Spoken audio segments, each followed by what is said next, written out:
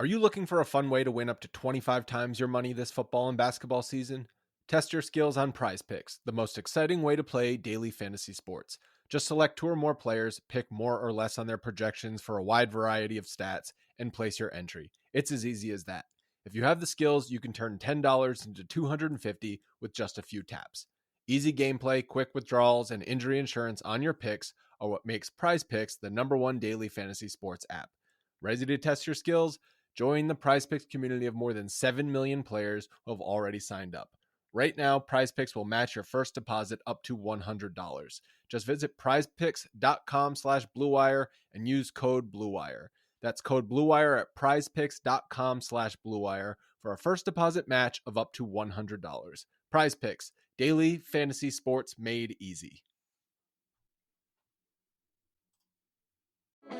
Support for this podcast comes from Frito-Lay and the 2023 Snack Bracket Championship. The Frito-Lay Snack-It Challenge is underway, and fans are voting on their favorite snacks to crown champion. We're talking about prime-time matchups between the best 64 snacks in the land. Will Ruffles Ridges reign supreme? Can Doritos defend their dynasty? Or will Smart Food use their smarts for a surprise upset? Only you can decide. Get in on all the action for a chance to win up to $1,000 or a year's worth of snacks. Let your snacks be heard. Just go to fritolaysnacket.sbnation.com to vote and enter for a chance to win. No purchase necessary. Sweepstakes ends April 3rd, 2023. Void where prohibited. Year's worth of snacks awarded in the form of 52 coupons, each good for 1 bag of chips. See official rules at fritolaysnacket.sbnation.com. Hey y'all, it's Kirk Henderson. You're joining me for another episode of Kirk Your Enthusiasm. It's about 8:30 on Tuesday, October 18th. And I have here on the other line my friend, your friend, all of ours friend, Dalton Trigg of DallasBasketball.com. He's editor-in-chief over there, though he used to write with us. And I very much needed to talk to Dalton tonight. How you doing, buddy? Man, I'm doing good. Basketball's back. It was the off season felt longer than usual, which is weird because the Mavs went further than anybody expected.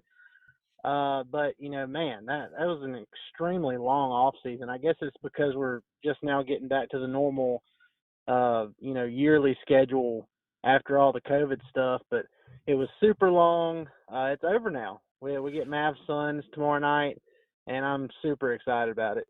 So that's why I needed to get you on the horn here. So part of this is because I have basically been sick since Friday, October 7th. I have felt terrible for like 12 days, gone to the doctor, whatever.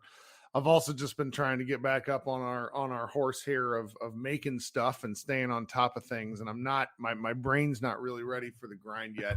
And I woke up today and I know it's the first day of the season. And like, I sent you a funny video that was like a really good, I think you should leave, like League Pass mashup, just made me laugh. But like, as the days worn on, I had to write some stuff and I'm just like, I am tired. And what I wanted to talk to you about, what I needed your help with is it's ridiculous that I even need this. So everybody's going to make fun of me tomorrow. That's fine. I need you to help me get excited. Let's talk about the things that you're excited about for this season, or even just the next couple of weeks, and what things like in specific, because you're everybody's favorite guy about being positive because you look for the bright side. And right now at the start of the season, while I am excited for basketball, it's just at this specific moment in time, 8:30 at night, I'm tired and I'm kind of because we have 24 hours until tip off. And like, there's something about, how I get about late games. I get very old manish. And I just wanted to kind of bat around some things that you're excited about. And maybe that'll kind of gin me up and maybe our listeners tomorrow morning when they get to this as well. Well, first of all, when you say everyone's favorite guy, that very much depends on who you ask. To some people, I might be like that very annoying, way too optimistic guy, unless you ask Cuban, who apparently thinks that I'm a negative. Yeah. Ooh, God, if you're negative. Crazy. But, man, I mean, there's a number of things. We can talk through, a handful of them. But, I mean, overall, the main thing is we get to watch Luka Doncic for another year. I mean, what he's done to this point is just unreal. And he was the last player profile I did for DallasBasketball.com a few days ago. I wrapped up we did player profiles for everybody, but I wrapped it up with Luka's, and I'm just going through what he's done in just 4 seasons, and it's just like, holy crap. Like, he's unreal. And he already has a number of signature playoff moments. They knocked off the Suns last year, which was crazy. That Game 7 is legendary. Well, just more moments like that are coming. He's only 23 years old. And, by all accounts, from everything we've seen, it appears that he is in great shape for the first time in 2 years heading into the start of the season. So, I know there's concerns about the rosters as far as, like, who's going to take those third ball handler minutes and, stuff like that. Can Christian Wood play defense? Can JaVale McGee play defense? But, overall, you've got Luka Doncic. He's 23. He's already made 3 All-NBA first teams. He looks great. He feels great. If he stays healthy, I wholeheartedly believe he's going to finally break through and win MVP this year after being the preseason favorite for 3 straight years. But he looks the part now, and that's the main thing I would tell you to kind of get you into it, is like, we have the privilege of watching Luka Doncic in his 5th NBA season. So that's the biggest thing. You're right about that one. And it's funny because when he made All NBA first team his second year, I don't think even at the time we really properly appreciated how absolutely wild that was. Because then he went on to do it 2 more years, which makes it, 3 straight years, All NBA first team, 23 years old. And I have yet to, there's not been a moment that I've not wanted to watch a Luka basketball game. Like, if he's playing that night, it's appointment television for my house, the same way it was for Dirk, even in his post-prime years. And the thing about Luka is you don't really know what crazy thing he's going to do next. I've settled on talking about, it's kind of a boring thing, but I really like how he's been using kind of a step through move when he gets in the lane. Like, he jump stops on both feet, and then he's either stepping through to shoot or stepping through to make like a ridiculous pass. And he's using his size, and it's kind of like it's a post play more than anything else, but he's just so patient with what he does. And do you remember, like, last year, I feel like was the first year where he was really doing the over the head pass nonsense, where it just, you'd be rewinding your television because it didn't look like it was like a glitch where the ball would come out of his hand at like a weird, like 2K angle where something just went wonky in the frame rate, and all of a sudden the ball's in the corner. And you're right about the Luka element. I've found a way to watch all those Slovenian basketball games, and that's just a level of addiction for the middle of summer that's kind of hard to explain to non-Mavericks fans, or at least non-super hardcore fans in this area here. And I will be looking forward to seeing him play tomorrow night, because one of the things I think, and I wrote a preview about this, I really expect him tomorrow night in particular to go for the jugular, because the Suns are down bad. And this is like very much They of are. like if the Mavericks come out tomorrow night, punch them in the mouth, metaphorically speaking, and just dominate that game, that sets the terms for your what you talked about as far as Luka having an MVP campaign of a season. Oh, yeah. Yeah, and you mentioned that first All-NBA first-team selection, which was, I agree, it's not really appreciated as much as it should have been at the time, but this last one was probably the most impressive for me, just because of how sluggish he started the season. He did it on the strength of about 40 games. Yeah, because, everybody had Ja Morant ahead of him, making first team All NBA. And then, those last 40 games, he just went supernova. And it just, by the time you got to the end of the season, it wasn't even a question. Like, everybody knew he had made his 3rd consecutive one. So, look, that's the biggest thing I'm excited about, because instead of him taking 2 months to kind of work himself to where he needs to be, I feel like he's there now. And I think that's going to help out a ton. I know losing Jalen Brunson is, a big loss. And, I know Spencer Dinwiddie can only do so much picking up the slack, and he's streaky and all that stuff. But, I mean, overall, I just think this roster has enough. Like somebody on Twitter, I forgot who it was. Somebody replied to something I put on Twitter earlier today, and I agreed with it because, the ceiling, at least, in my opinion, given the pieces that the Mavs have now, if everything goes, right, or almost everything goes right, the ceiling is higher than last year's team. But the floor is a little bit lower too. So, I mean, that made sense to me. I mean, no, it does. It does. I agree with that. I think that the team was so weird through the first half of the year, basically through that terrible loss to Sacramento to kind of end in the 2021. I don't know if remember which one I'm talking about. They lost on a game-winning shot to some guy named Metu. Yeah, really brutal. And then after that, it was like 5 straight months of gravy where they just won a ton of games. So I could definitely see that. So, all right, give me something else that's floating around in the old Dalton brain.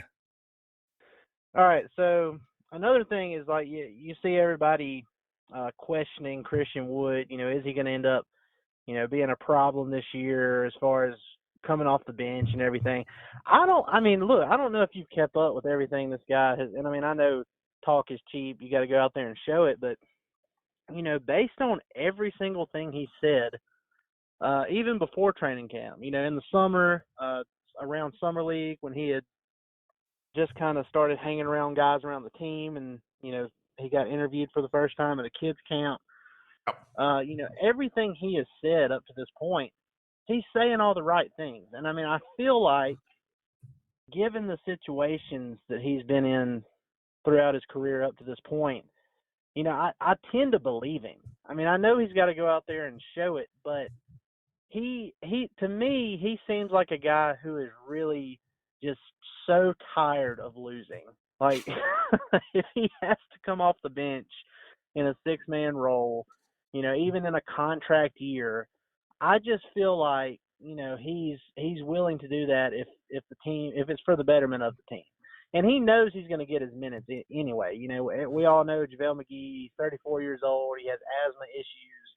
He's not going to play more than like 15 minutes a game. So the minutes are going to be there for Wood regardless. Offensively, he looked great in preseason overall. Shot 53% from the field, 41% from three, 17 points, 8 rebounds in just 22 minutes, I think, per game. So, the offense is going to be there, seamless fit, works really, really well with Luka. And I think he's going to have a big year. I don't know what's going to happen or what other opportunities, maybe with trades or whatever will come up throughout the course of the year. But, just from a production standpoint, I think Christian Wood will be fine. And, I think I think his mind is in the right place. And quite honestly, Kirk, I don't think he really has a choice to be any other way in a contract year. So I'm positive about his contributions this year.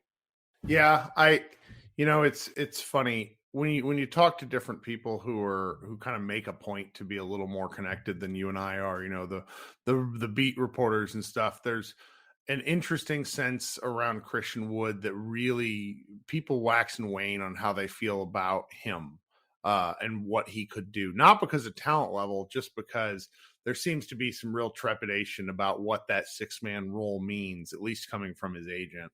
And the thing right.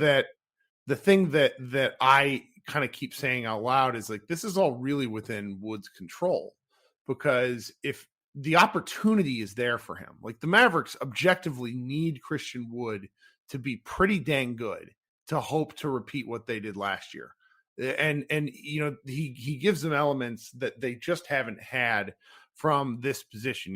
I in an ideal world, Kristaps Porzingis would have been more mobile. The first year of Kristaps was pretty freaking awesome, but his mobility just isn't there. And it didn't work out. Whereas with Wood, there's just a lot of easy elements where you can see how things fit. As a dive man, he was really fun to watch and very limited opportunity we got to see with him and Luka. I'm curious to see how much Dallas goes to that.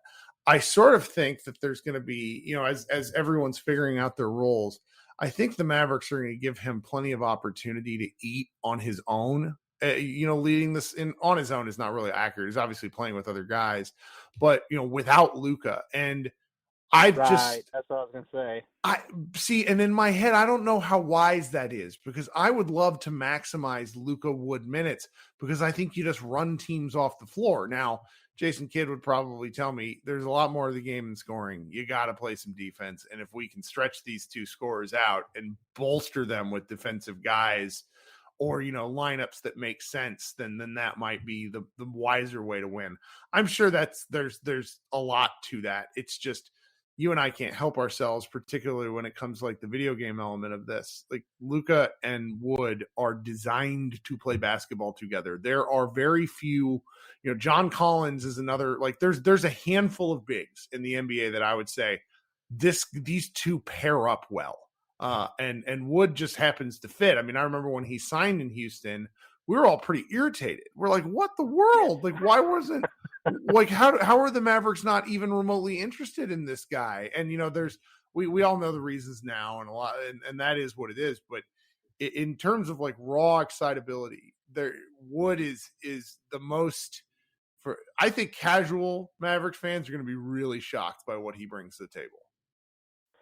Oh, yeah. Yeah, and I mean, I mentioned it, and I forgot what preseason game it was, but when Luka and Christian Wood were out there together, there were a couple of possessions where, Wood just wasn't involved at all. And they finally corrected it in the second half, but, at the time I was thinking, like, if those two guys are on the court and they're not in any kind of, pick action, pick and roll, pick and pop, whatever, it kind of feels like a wasted possession unless Luka just bails him out with a crazy shot because he's a one-on-one god. But when they're out there together, I feel like there has to be some kind of action between those two going on because it's just so hard to defend. Yeah. And I mean, and I'm not saying that like Spencer Dinwiddie and Christian Wood can't work, but one of the chats we were talking about earlier today, Dinwiddie's not as good of a lob thrower as Luka, never will be. Now he might have more chemistry with Christian Wood before the end of the year than he did with Dwight Powell, but it's just, I don't know. I mean, I think like they need to maximize those minutes where they can. And look, Jason Kidd, we've seen it. We saw it last year. He's not. I mean, he might start the year with JaVale McGee as the starting center, but that might not be the case in about a month and a half or sooner. Christian Wood could very well end up starting by then. And I don't know if you saw the piece I wrote earlier today, but the Mavs, they had their start of the season. I forgot what it's called. It's an annual thing. Yeah. It was like, this is the cheer. They're all up on stage, and looked like people were having cocktails, and Luka was they're all getting asked fun questions. Right. Yeah, they did that last night, and everything. And I mean, up until that point, JaVale McGee had made some comments like, yeah, I came here to start, and I take that very seriously and everything. And the comments he made last night, it kind of didn't completely change tune, but it was kind of like he I don't know, he was kind of hinting at like he'd be okay with whatever role he ends up with throughout the season, because I mean, both guys have said they just want to win, and I believe that. Definitely in JaVale McGee's case, because he's getting older, he wants to keep, adding to his resume. But, Christian Wood, this is his, and our guy Kevin O'Connor at The Ringer, he wrote about this probably a week or so ago, but, he said it best when he said, this is Christian Wood's best opportunity right here. And, I mean, I think he's ready for it. Today's episode is brought to you by Cars.com. With over 2 million vehicles and 50,000 more added every day, Cars.com will match you with the perfect car for you, your budget, your life, your style. And if you're ready to say goodbye to your current car, Cars.com will get you an instant offer to cash it in. Just start by entering your license plate and get matched with a local dealer who will write you the check. So whether you're looking to buy or sell, just go to Cars.com. It's magical. So Matt Moore, our friend, came on my show 2 weeks ago and basically made the argument that even though Kidd is not really an analytics guy, the simple plus minus of what Christian Wood is going to bring to Dallas is going to result in eventually the Mavericks having to get more of a role, because even if this is bad, he thinks that Wood will sort of consistently end up in plus lineups on the floor, just game in, game out, because of how easy he scores the basketball and how easy that can then make other like things for the bench. Because, we're talking about this, and I don't necessarily know how I feel about the overall Mavericks bench, like the depth, like you go 1 through 8. Okay. Like we know that in terms of NBA rank, the Mavericks don't have a lot of guys that other teams respect a ton. Obviously, like Dorian Finney-Smith not even being in ESPN's is one of the funnier things. But I will say that like the quality of all 8 of those guys is pretty dang good. There's not like this rapid drop off. So if the Mavericks are playing, I don't know, let's just say the Pelicans. Pelicans are an interesting example. I think the Mavericks bench unit is better than the Pelicans bench unit at the moment, despite the fact that the Pelicans might have some better top tier players. And how Wood can help take advantage of that is pretty exciting to think about, because preseason is so stupid because nobody wants to get hurt. And so nobody's showing anything. You're just kind of seeing what you can do in a different setting than practice. And we didn't see really anything the Mavericks are going to do, I think, and elements of what is upcoming is really exciting. Like that element is excited to think about. See, we're kind of working me out of my funk here. That was the whole point of wanting to talk to you. So now that I've given you two things you're excited about, I'm actually thinking about this, and here's something I'm excited about. This is a random thing. Really excited about Mark Followill calls. Is that silly? Yeah. I missed him in the playoffs. Like I love the national guys, but Followill calls a hell of a game. And it's just, as much shit as we give Harp now and again for the same, kind of, we all do this, even those of us who do podcasts, it's like the same verbal tics. I missed them. And I think I'm really like that element of it plays into the Luka Doncic excitement. But, Followill was on like a call for one of the Dallas soccer games the other day, and someone sent it to me. It's like, man, this guy just loves calling sports. And I'm really looking forward to him. Yeah. Look, so last year I had Direct TV. This year I have YouTube TV. It's been great. I should have done it a long time ago, but anyway. So like when we did our watch parties, it's the Playback app. Our guys Sam and Andy, they do these with Blue Wire as well. But we do these Mavs Stepback Watch Parties, and we do them for every single game throughout the season. Some of them I might not be able to attend, but we hold them to where everybody can come in and watch the game together. There's a chat box. People can come on stage and talk. It's really cool. And last year when we did the broadcasts for the games, if it was on ESPN or whatever, there was no way. I mean that was it. I mean you had to watch the national broadcast, and then with the YouTube TV set up, and I've got League Pass and everything too, but I logged into it to set up the one for tomorrow night with Mavs Suns, and it gave me the option. It was like, okay, ESPN broadcast, Mavs away broadcast, and I was like, yes. I'm so happy that they give me this option this time, because I would much rather listen to Followill, do his magic over the national guy. And there's some national TV guys that I don't mind. Like Iron Eagle, for example. Sure. But I'd much rather have the local guys whenever I can get them. Well, that's my sort of thing. It's just it's a little thing. It's on my head. I'm trying to think if there's another thing, and this is a long shot to be excited about, but I'm really excited and hopeful that one day head coach Jason Kidd gets a technical foul on Luka Doncic's behalf. I think this is the season it happens.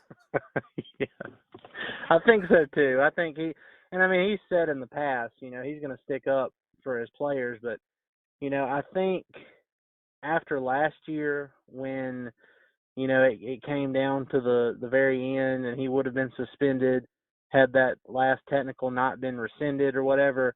I mean, we keep saying it every year, but it's like surely he's going to keep it more under control and not get to that point again. But at a certain point, it's like this might just be who Luka is. Sure. That's just one of his quirks. So, yeah, I mean, I could definitely see Kidd coming in there and taking one or two for him. Am I crazy? Do you remember it happening once? I don't remember it happening a single time all year. It may had to have. I'm not sure if it was for Luka specifically. I do remember Kidd getting a technical or two. I don't know if it was, to save Luka from getting one, so to speak. But okay. One thing I wanted to throw in here, we were going back to when we were talking about Christian Wood and just like the bench overall, and I mean, one thing I like, and I mean, on paper, if you just look at it black and white, don't really dig too much into the numbers, but you're just looking at the roster.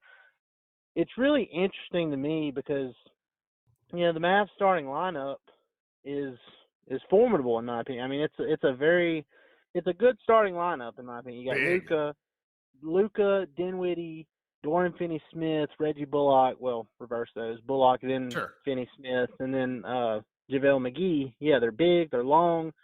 And then you go to the bench, and it's like there's so many NBA bench units that are going to have to be going up against Tim Hardaway Jr., Maxi Kleba, Christian Wood.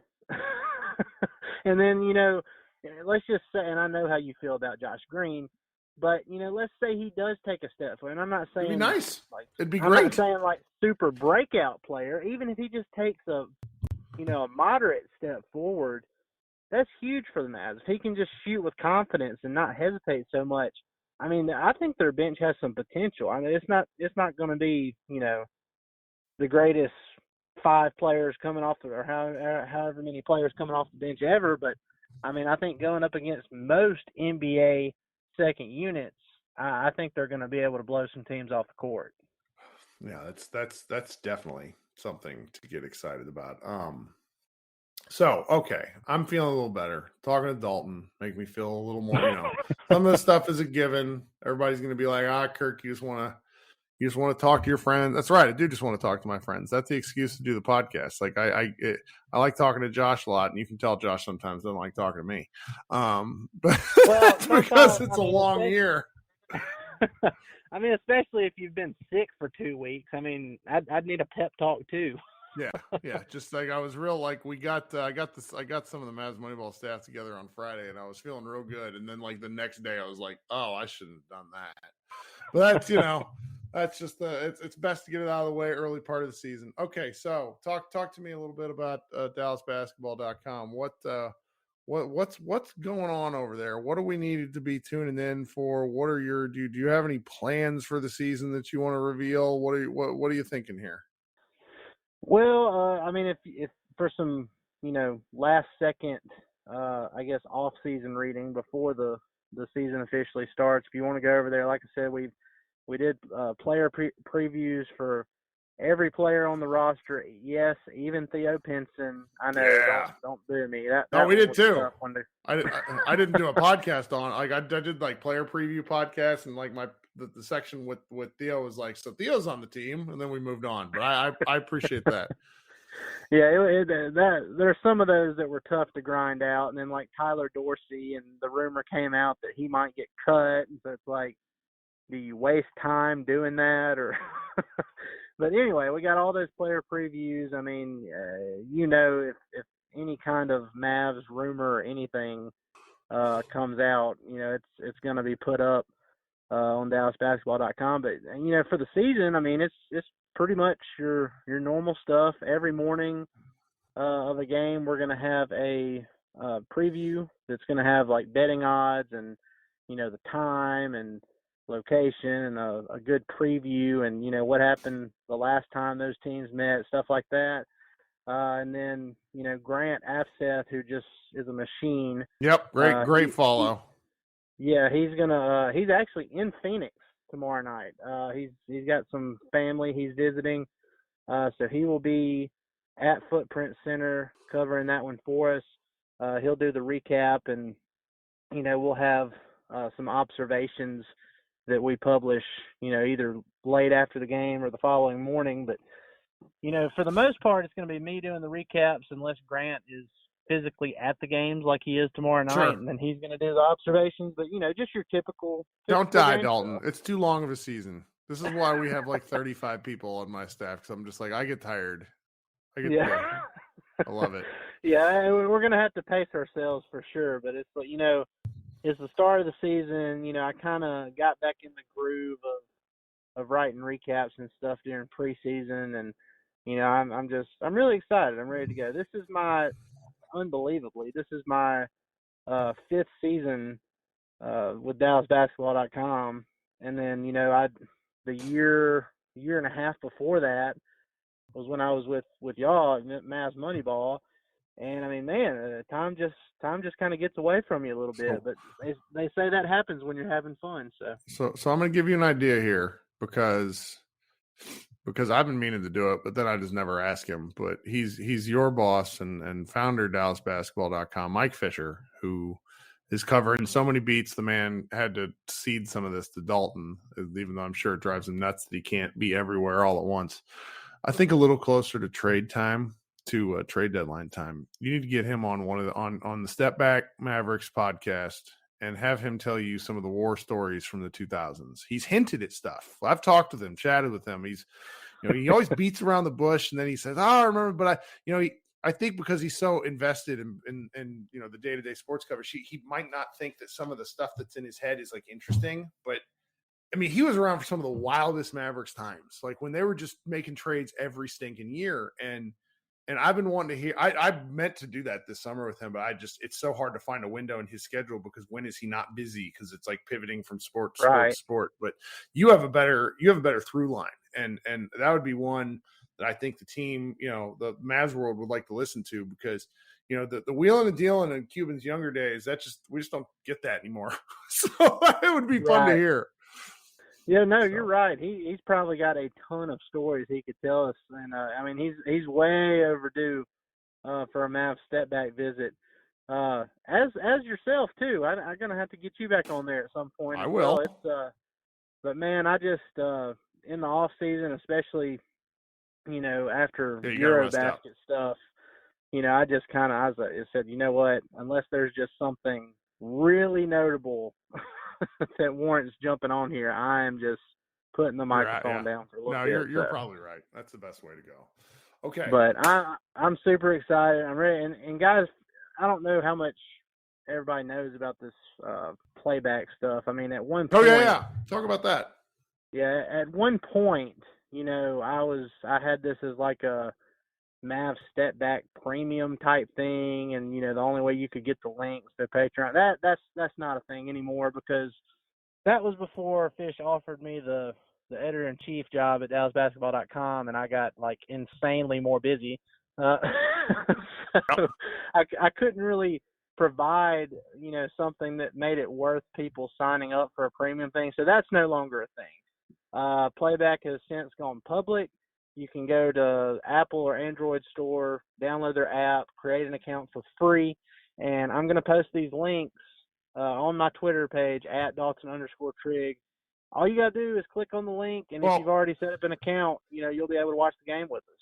Send them to me. I'll post them in the show notes here, and people can go directly to that if they're interested. I think that's fun. Yeah. I mean, it's just, and look, sometimes it doesn't always warrant people getting up on stage and talking with, their microphones and all that stuff. But at the very least, everybody's watching the game together on a synced stream, and you have a little a chat box where people can give their comments and everything. It's pretty cool. It is. No, I've done it a couple of times, It just it gives you an appreciation for how hard like actual play-by-play is. Yes. So Yes. it's definitely fun. I won't be going into that line of work. All right, Dalton, you're the man. Thanks for taking part of your last night off and hanging out with me. Tell your wife I'm sorry. And we will obviously catch up soon. Go follow Dalton if you don't. You're weird. Go to DallasBasketball.com and check out all of their hard work. If you're listening to this on Wednesday morning, Brent Brooks wrote a lengthy. He won't get mad at. He might get mad at me. I don't care. He's our oldest staffer. He has been a Mavs fan for a long, long time. We're talking early 80s Mavs fandom. And he wrote a heck of a column about, why we just need to do not take this moment for granted, because the rough seasons, they can come quickly. And it's just a really great historical look at the Mavericks. I had a great time reading it. It's probably we post a lot of stuff in Mavs Moneyball, but this has been one of my favorite things we've had up in the preseason. So everybody go check that out. And this has been Kirk Henderson and Dalton Trigg. Thanks so much for spending time with us. And we will talk with you during the week.